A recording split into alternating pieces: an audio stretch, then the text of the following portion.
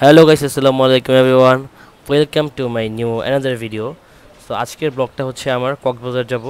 So গতকালকে রাতে হচ্ছে আমার কক্সবাজার যাওয়ার কথা ছিল। সো বাসার থেকে অনেক প্যারা খাইছি কারণ বাইক নিয়ে যাব, মোটেও অ্যালাউ করতেছিল না। তো ফাইনালি হচ্ছে আমি বাসা থেকে বের হয়ে আমি আর আমার কাজিন একসাথে হয়ে যাই কক্সে যাওয়ার জন্য। তো আমরা একসাথে হয়ে রাইড করতেছি অলরেডি। সো রাইড করতে করতে যাব হচ্ছে আমরা কক্সবাজার। আমাদের জার্নি হচ্ছে প্রায় 8 ঘন্টার জার্নি হবে। এটা প্ল্যানিং করে আমরা বাসা থেকে বের হয়েছি।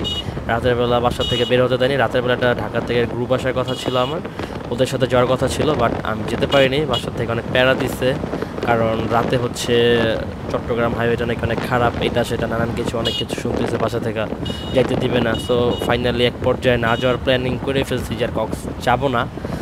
বাট সকালবেলা আমার কাজিন আমাকে ফোন করে বলতেছে না চল বের হয়ে যাই। তো ফাইনালি হচ্ছে আমার কি বাসায় না বলে আমরা হচ্ছে বের হয়ে গেছি। তো বের হয়ে গিয়ে অনেকটা রাস্তা রাইড করতে করতে প্রায় আমাদের ক্ষুধা লেগে গেছে। তো আমরা সকালে নাস্তা করবো। তো আমরা চলে আসছি হচ্ছে কুমিল্লা দেবিদার বাজার থেকে হচ্ছে আমরা নাস্তা কমপ্লিট করছি। নাস্তা কমপ্লিট করে আবার হচ্ছে রাইড করতেছি। রাইড করতে করতে হচ্ছে আমরা দুজনকে পেয়ে গেছি আমাদের সাথে রাইড করার জন্য। কুমিল্লা দেবিদার বাজার থেকে হচ্ছে আমাদের সাথে ভাইয়ারা অ্যাড হয়েছে। তো যাই হোক একসাথে রাইড করতেছি অনেকটা রাস্তা রাইড করতে করতে অনেক মানে আননং যদিও চিনি না, বাট পরিচয় হয়ে গেছে। সো যাই হোক, তো অনেকক্ষণ রাইড করার পর আমার দেখি বাইকের তেল শেষ। তো ফাইনালি হচ্ছে আমরা একটা তেলের পাম্পে ঢুকে যাই। এটা হচ্ছে ফেনী, ওই জন্য পাম্পে ঢুকলাম। বাট পাম্পে থেকে তেল নিব কীভাবে, কারণ যে মামা তেল দেয় ওই মামা তো এখানে নাই। মামারের জন্য ওয়েট করতেছি বাইকের। তো ট্যাঙ্কির মুখ টুক খুলে বসে আসছে, উল্টা আমার তেলগুলো মনে হচ্ছিল উড়ে যেতেছে, যে মামা দেখা যায়, মামার দেখা পাইছি। তো যাই হোক, মামার ডাকতেছি দূর থেকে, যাক মামার রেসপন্স করতেছে না, যাক মামার জন্য ওয়েট করতেছি, মামা আসুক, মামা আসলে তেল নিব। সো 1010 টাকা বলেন।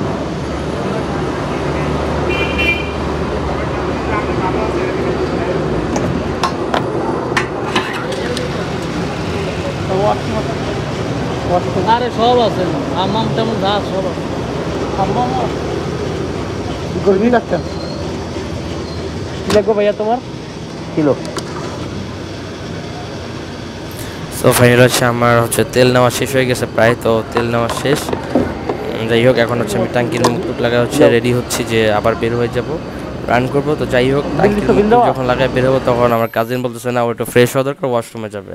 সো ওর জন্য হচ্ছে ও ফ্রেশ হতে ওয়াশরুমে গেছে, আমি বাইরে দাঁড়া ওয়েট করতেছি। যাই হোক, পাম্পের যদিও মামা অনেকক্ষণ ওয়েট করেছে, যাই হোক ওইটা বিষয় না, কিন্তু পাম্পের যে সৌন্দর্যটা ছিল বাইরে থেকে ওইটা দেখে হচ্ছে মামার ওয়েট করানোর বিষয়টা খারাপ লাগে নাই, ভালোই লাগছে একসাথে দুইটা কম্পেয়ার। আমার কাজিন যখন ফ্রেশ হয়ে আসে তখন আমি বলতেছি যে না আমার টায়ার্ড লাগতেছে, তুমি রাইড করো। তো কাজিনটা দিলাম রাইড করতে। কাজিন তো পুরো তুফানের মতো চালাই যাচ্ছে বাইক। যাই হোক, আমি পিছে বসে বসে আর কি ভিউ নিচ্ছিলাম, জাস্ট ভিউটা অ্যামেজিং ছিল। আমার কাজিন যখন রাইড করতেছে স্পিডিং ক্যামেরাগুলো ফলো করতে পারতেছিল না। যাই হোক, আমি ওর পিছে বসে বসে অ্যালার্ট করতেছিলাম যে না স্পিডিংয়ে ক্যামেরা আছে, তুমি একটু স্লোলি চালাও। তো দেন ও হচ্ছে একটু নর্মাল হয়ে বসে। তো যাই হোক, এক পর্যায়ে চালাতে আমাদের একটু অনেকক্ষণ রাইড করার পর আমাদের রেস্ট দরকার ছিল। আমরা একটা জায়গায় হচ্ছে থামার পরে বসি, আমাদের বাইককেও রেস্ট করাই, অ্যান্ড আমরা নিজেরও রেস্ট করি, পানি খাই। তো দেন রেস্ট করার পরে হচ্ছে আমরা আবার রওনা দিয়ে দিছি অলরেডি।